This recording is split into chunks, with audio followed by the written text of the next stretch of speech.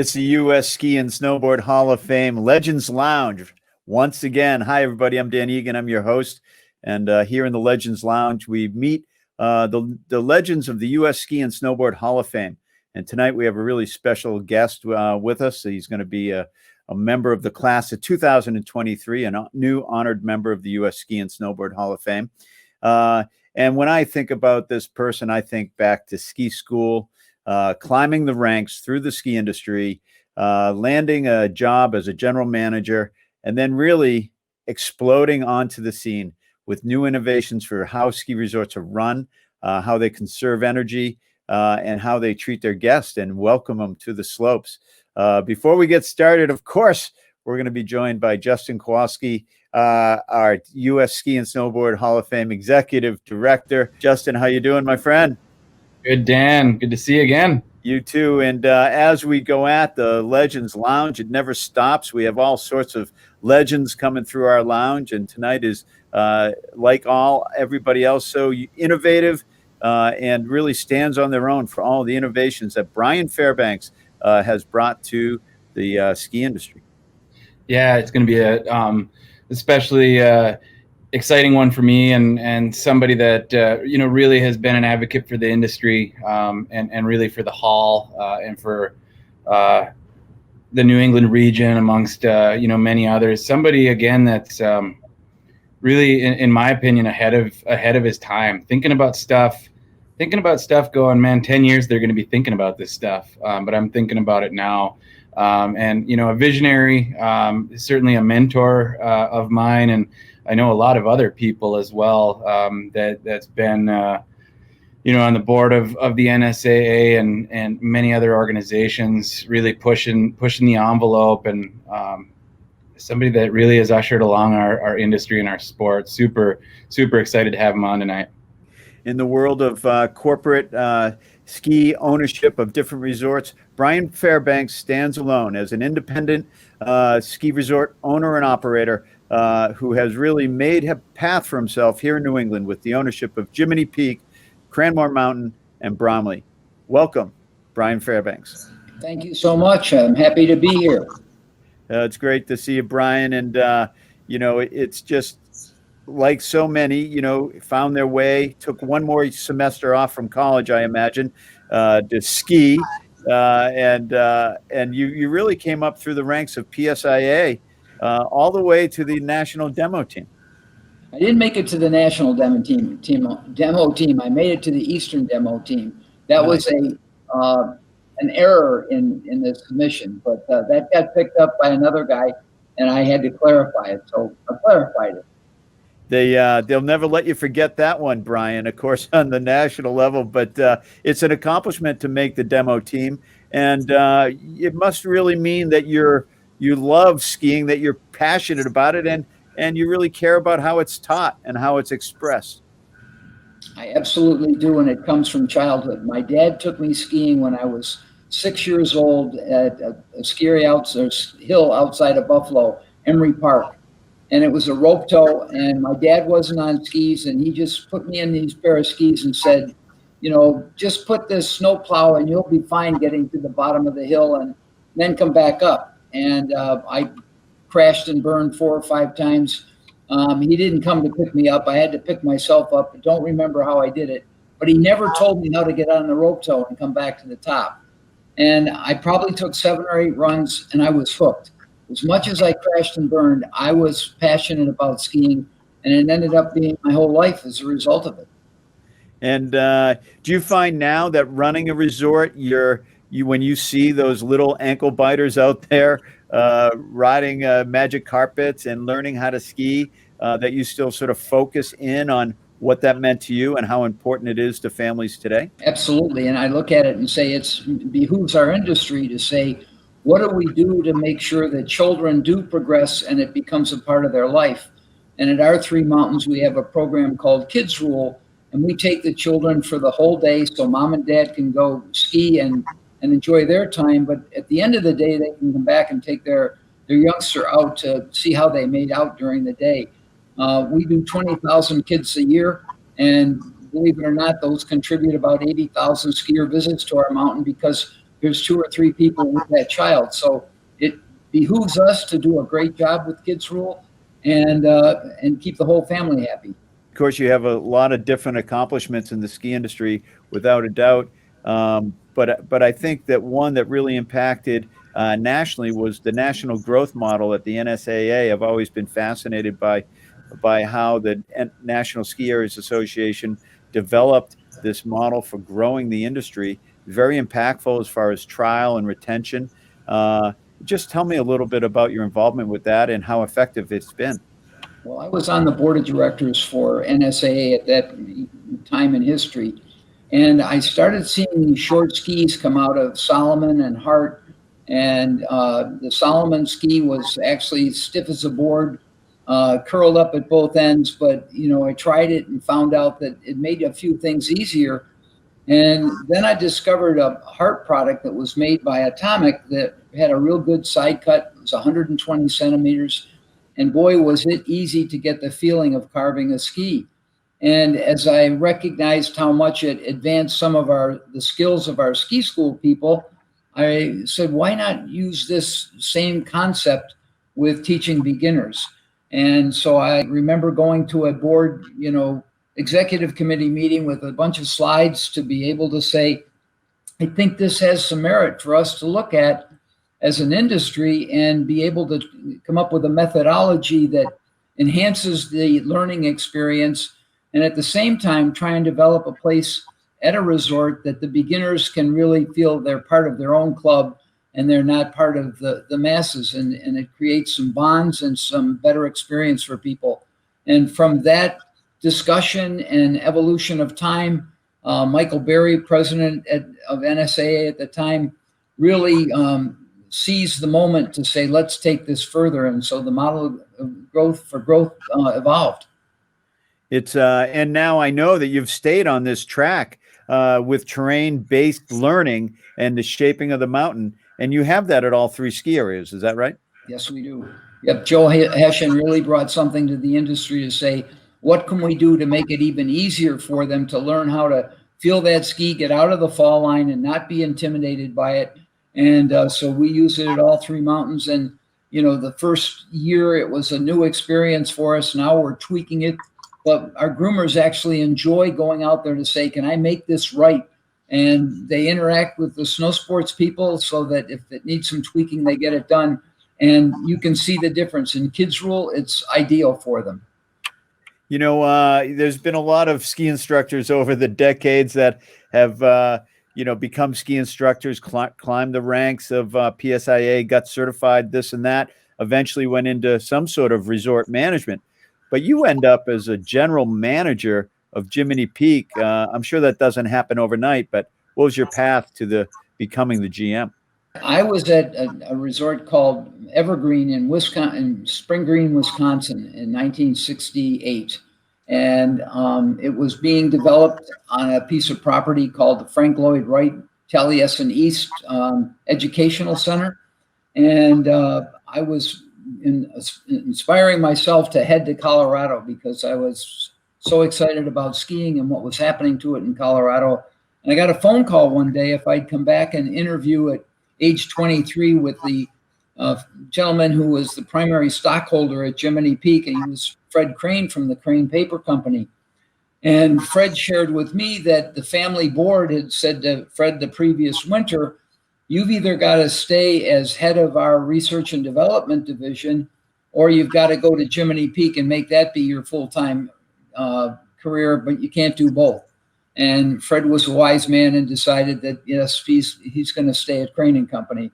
But he became my mentor. He was somebody that I could go to his office at any point in time. He merely, made sure that he fulfilled his commitment to Crane and Company, but he still had a great deal of passion for Jiminy, and he ended up having a great deal of passion for helping and inspiring me as Jiminy Peak evolved over time. It's amazing to me. Of course, a lot has changed. We don't see many mavericks, as I call them, in the industry anymore, or a lot the independent spirit that we see running resorts. I mean, you've been able to keep that alive, and knowing a lot of your employees and other managers, I know that they are inspired to be sort of independent thinkers at Cranmore and at Bromley. You've seen so much change in the ski industry with corporate ownership and merging and then falling apart and then more merging, and you've remained independent. I just wonder if you could, attempt to sum up all of the changes you've seen as far as from a resort management point of view, resort ownership point of view, and what it means to you to still be independent. Well, the American Skiing Company, which was Les Otten, did a massive job in consolidating a bunch of ski resorts across the country, and he did admirable things with snow sports and with detachable chairlifts and so forth. Enough so that I looked at Jiminy at the time, and it was just Jiminy, to say we're competing with them and Interwest, and can we somehow create a group that would be able to learn and become better themselves, and at the same time create some buying power, and created a group called Mountains of Distinction. There were 20 ski areas across from Michigan to Maine and up to Canada that became part of this organization. And we didn't succeed very well with purchasing equipment collectively because everybody had their personal relationships, and that kind of fell apart, where Les Otten had the ability to say, no, we're going to use Rossignol skis at all 15 of our ski resorts. So we watched the evolution of Interwest, and we watched the American Skiing Company blossom, and then we saw things deteriorate and go a different direction for lots of different reasons. And now we're back at it again, seeing what's going on with, Vail and its 35 ski resorts across North America, and what's happening with, Alterra. And so it's resurgence of this consolidation of bringing ski areas is a second cycle for me to see. And I'll be anxious to see how it unfolds over the next, I hope I live to see what happens to it over time. It's skiing is such an independent sport. It's an expression of freedom. It's generational. It's passed on to families, and you must see a lot of families come to your resorts and enjoy them. I found a picture of my mom on the ski mobile at Cranmore recently, and she looked so happy. And she learned how to ski in leather boots and long wooden skis. You've impacted so many skiers and riders. You think much about that? I probably don't think about it consciously every day, but now and then, if I'm driving back and forth from one of the resorts and I think about the number of people that I hope our resorts have enhanced people's lives in a way of enjoying the mountain, the outdoor, experience, but just as much so the ability to say, okay, I've developed a stronger relationship with the people in my family or my friends because of skiing. And so I also believe that what's interesting about Jiminy and Bromley and Cranmore is they've all been around since before 1950. So we've been around the block for a long time, but we have a core group of people that work at the mountains and that ski at the mountains that are all kind of a big family.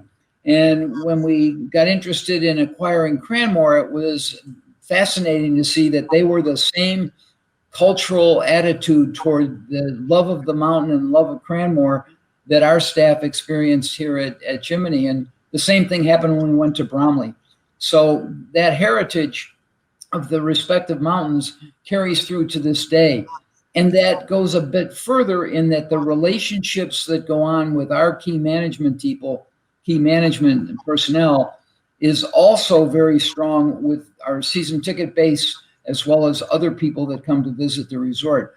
So it really is a big family in many regards, but keeping that cultural experience intact has been a part of what I think we've accomplished very well. I would agree with that, and I love the culture that is around those three ski areas very, very much. But one of the cultures that's around that all three of those resorts, you've fostered through sustainability and really putting a stake in the ground of making a difference for the environment. And just to start off that part of the conversation, the wind turbine that you put on top of Jiminy Peak was really a game changer for the ski industry. I think it finally went online sometime in 2007, How long did it take to build, and what did it do for the ski resort? I can tell you it was probably the biggest project I ever undertook. It was so complicated from the standpoint of being able to figure out how you're going to get it up the mountain, how you're going to finance it, where do you need some help from the government in terms of saying, can you get some grants, renewable energy credits, and so forth. And getting all the permits for it from the community. And one of the interesting things for us was the community was supportive of us rather than resistant toward the turbine, because they knew it was going to help protect local jobs and a local business that was doing the right thing. And what was fascinating about it is it took us 3 years to get to the point, let's order a turbine. And we put the bid out in October of 2006, and we literally got no response because no turbine company wanted to sell a one-off. They said, you know, if you want to buy 5 from us, we're interested. Fortunately, our partner, Joe O'Donnell, was close with Jack Welch.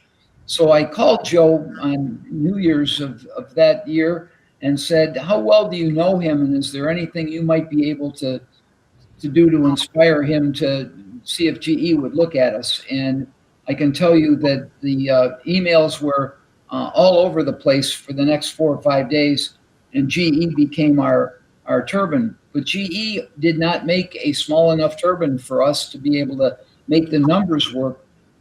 They needed us to buy a 1.5 meg turbine, and we had designed everything at a 9.9 meg turbine.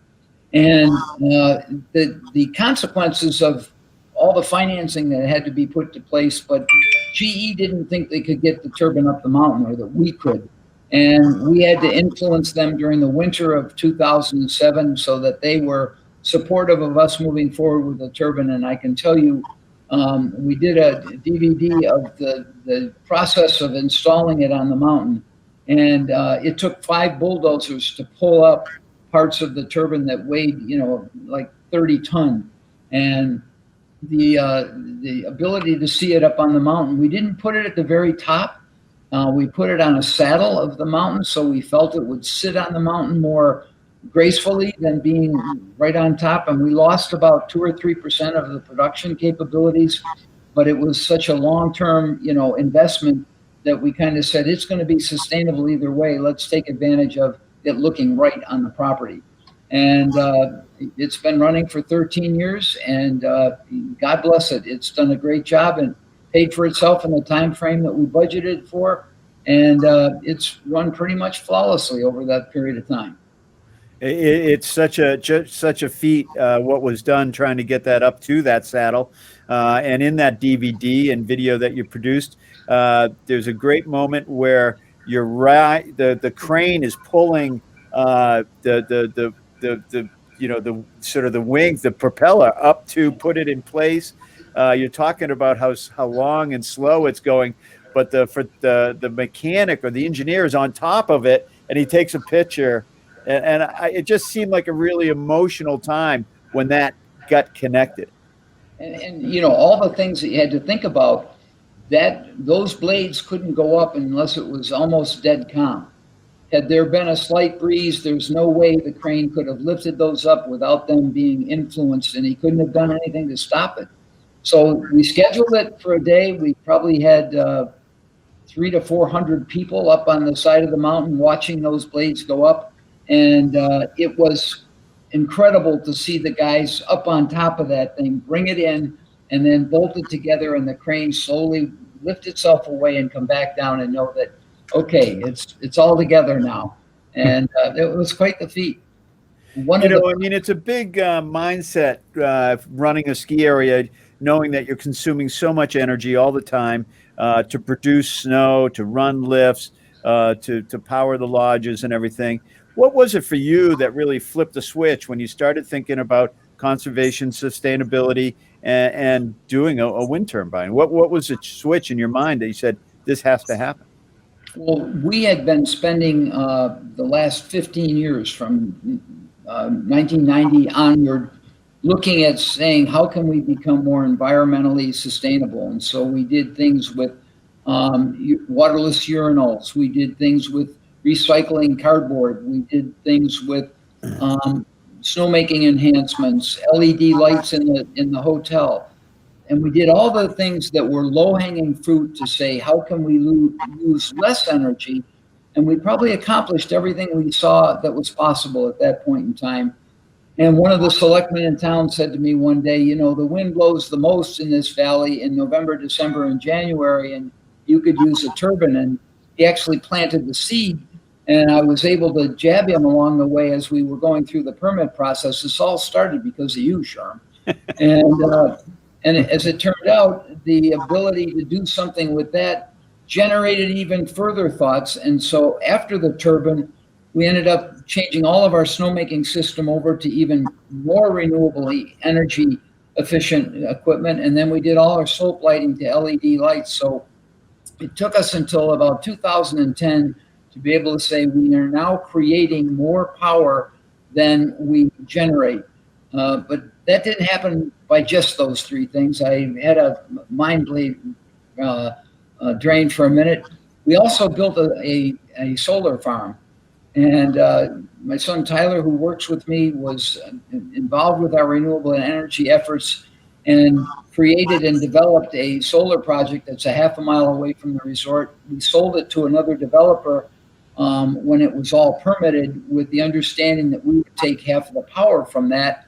And so we created a power purchase agreement, and it was that effort that really crossed the line to say, okay, now we're producing more power by what we've created over time than what we use. And that's a great feeling to know that you're doing something to help preserve the planet from your perspective. What's so interesting about the Legends Lounge here at the U.S. Ski and Snowboard Hall of Fame is a lot of people think about gold medals. They think about some of their skiing heroes, but really the people behind the scenes that are making our resorts what they are today, thinking ahead, making them sustainable, and moving the whole industry forward. And Brian, one of the things that you've done so well is, in addition to all this other accomplishments, is you've made it really a year-round destination. Particularly Jiminy and to some extent Cranmore, with North Conway. Just talk about the movement of, some of the early days from Alpine slides to what it is today. Actually, one of the pivotal moments in Jiminy's history was 1976, when we decided to explore putting in an Alpine slide. And it was a way to say, okay, can we generate some summer income? But more importantly than the summer income is we went from a staff of 4 or 5 in the summer months to 20 year-round people. And those 20 year-round people made all the difference in terms of our evolution over time, because we had a team, and that team, has worked their fannies off to be able to create a resort that here in Western Massachusetts, it's a mid-sized mountain, and yet we sleep 2,500 people. And it took that heartbeat, and out of those 20 people, probably 15 of them are still here. That's the good news and the bad news, because some of us maybe are a little set in our ways, but we made it happen. And it was because of, going into the summer operation. And then we evolved and spread our wings over time. And now it's a very lucrative business for us in the summer at all 3 mountains. And I know you know this, and I know you preach it, and I know it's part of your culture. We're in a people business, and treating your employees and having this returning employees and taking care of your employees really make the difference. That's where the extended family, I imagine, it really counts. Absolutely. I think the ability to have cohesive people who aren't all perfect, but they learn to give and take with one another and be able to find compromises that allow us to progress and get better makes all the difference. And that's absolutely true at Cranmore and Bromley also. All 3 of the resorts have that mindset to say, how do we do a better job? Justin, I know that in the U.S. Ski and Snowboard Hall of Fame, there's lots of independent thinkers and people that have changed the resort business, similar to Brian. I wonder, when you think about Brian and his induction as being part of the class of 2020 into the U.S. Ski and Hall of Fame, how important it is with all the changes he's brought to our industry. Yeah, again, as kind of an outsider looking in at all the things that happen, whether it's on the resort side, the Olympic Committee, the nuts and bolts of the industry, being involved with the NSAA, everybody seems to be driven towards sustainability right now. A lot of the talk pre-COVID, of course, being how do we reduce our carbon footprint, this and that. I mean, again, Brian, you talk to anybody on it, including somebody like Michael Berry, who Brian mentioned earlier. Brian's always that go-to. Well, look what Brian was doing 8 years earlier, or look what the Jiminy family was doing, or his group was doing. It's really that effort, a way to recognize what people are gonna be looking for in the future, and Brian seems to be doing it before they're thinking that. Like I said at the onset, and in addition, being so focused on the skier retention too. Everybody's focused on skier retention right now. And 12, 15 years ago, when Brian said he started talking about it, it's one of the primary focuses again right now. So he just pulls a lot of listening ears when he decides to start doing things, and always great to see that. And of course, Brian, there's been so much development in snowmaking, and I know that you've been on the forefront of that as well. Talk about some of the snowmaking innovations that you did at Jiminy, and how that became its own company. Well, we all recognize from the early 70s on that snowmaking was our heartbeat. That was our product. And if you wanted to be reliable and being open, especially in southern New England, your snowmaking system had to continue to get better and better and better. And there's some great equipment out there that's on the market today that you can buy from Techna Alpine, from HKD. They all do a fabulous job. And we created a product with the help of a Finnish engineer that we call it the shotgun. And it's a gun that tonight, when we light up, we'll light up just short of 200 guns in probably about 40 minutes. It's not automated. It's the old kind of manual system that, hold on, I'm sorry. And the ability to create snow in a real rapid basis is what we were after. How could we make the most amount of snow with the least amount of energy at the highest possible temperature?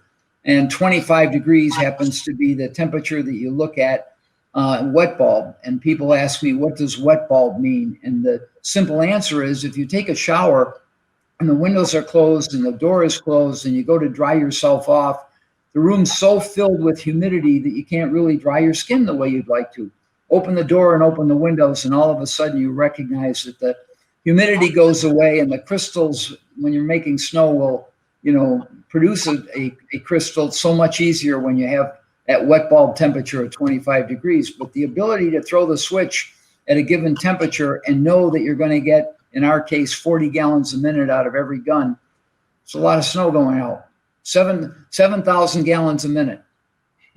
That's amazing. That's amazing. And Brian, running 3 resorts and yourself being so ingrained with the operation, how much do you still ski? I probably skied 20 days last year. And what's really bad about the industry is you become a fair weather skier. If it's too windy, or God forbid we ever have any ice, you kind of choose those days as ones to stay in the office and get some more work done. However, I still love to ski, and I look forward to going out west if I can every year. I've been to Europe and skied, probably 12 or 15 resorts in Europe. I've actually been to over 200 ski areas in the world, and I've kept a diary of most of them as to where I've been and what I gained as insight from visiting those. So it's still in my blood.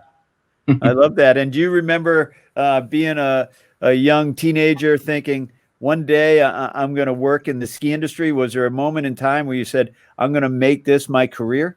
Yes, there was a moment in time that resonated with me for the rest of my life. My parents took us camping at Lake Placid, Whiteface Mountain in 1956.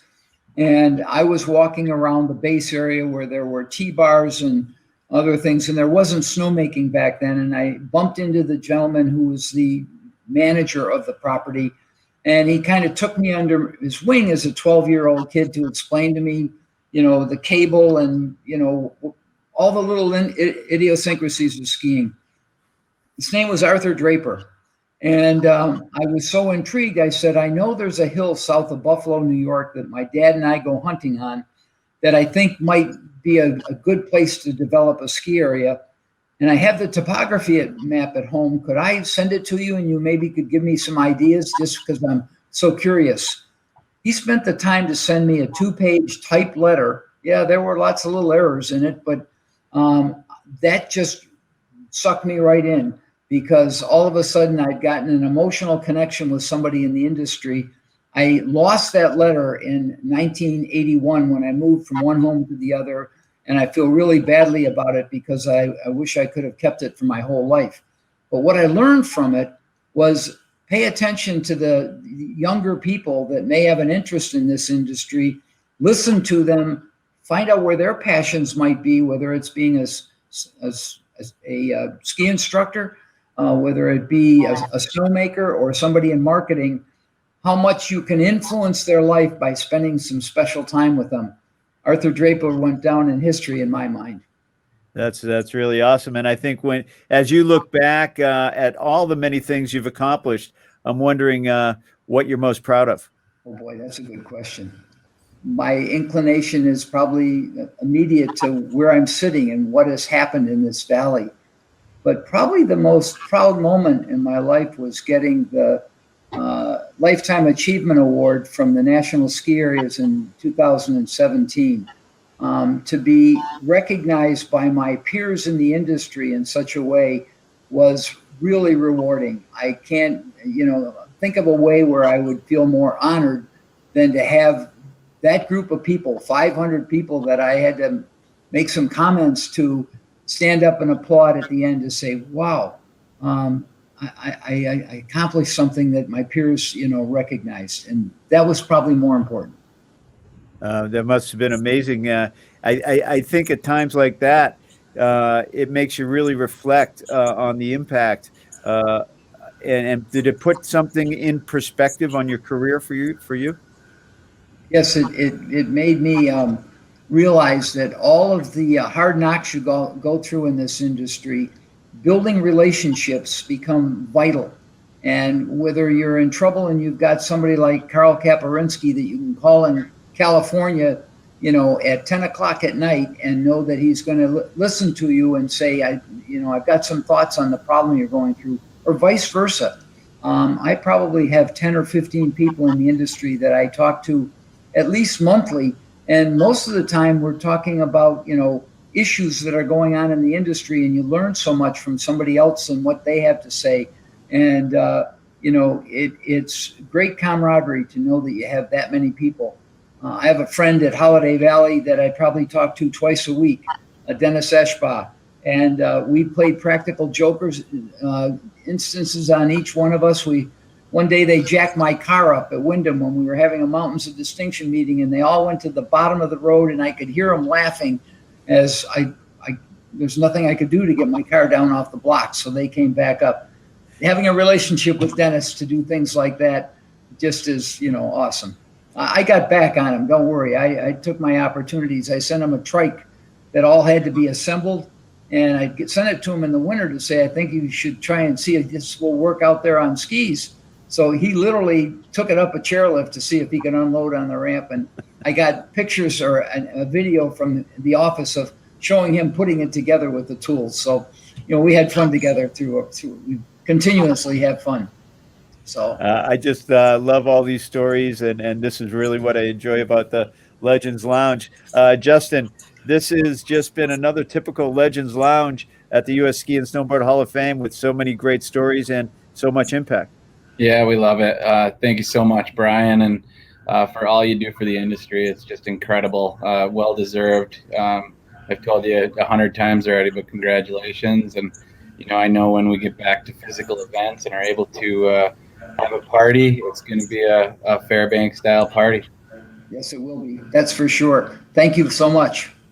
This is just part of the magic that happens right here at the U.S. Ski and Snowboard Hall of Fame and the Legends Lounge. We hear so much about so many different aspects of the winter sports industry with mavericks like Brian Fairbanks, who really shaped the way that we think of sustainability, the way we shape the way of retention and trial and retention and how to grow the industry, snowmaking, but most importantly, how to treat others. I'm Dan Egan. Thanks for tuning in.